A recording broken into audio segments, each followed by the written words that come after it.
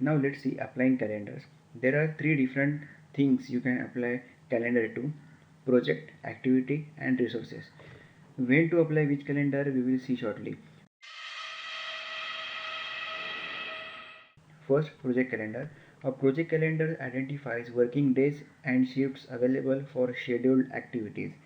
That means for overall project, what will be our working days and what will be our holidays for entire project.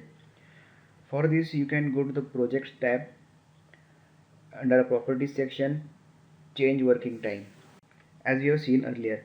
Second one is applying calendars to the resources. Before we go ahead, we have to first create a resources, then we can apply this. In your project it might happen that some resources are available or not available for a specific period of time. For example, if you want to take a long holiday for some days, your unavailability will affect the task assigned to you and overall project. Another example is when your organization is having various programs and many projects in that.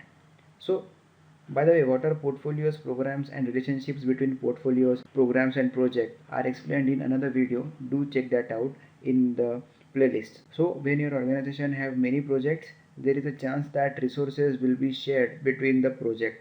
In construction projects, resources like big machineries like boom placers, JCBs shared between the projects for cost effectiveness. So there are examples where you can apply resource calendars too. Let's see how we can apply the resource calendar. Go to resource sheet. Here you have to create the resources. Let's take an example of a JCB. I have created JCB here, and you have to insert a column here. You can just right click on it and you can insert a column here. I have already done it, and the name of the column is base calendar. Sometimes it is written as a base in some cases, and select whichever calendar you want to select.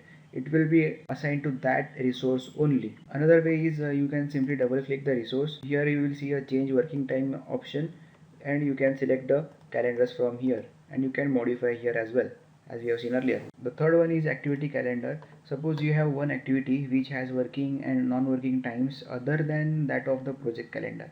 For example, some activities have a working time from only Monday to Wednesday.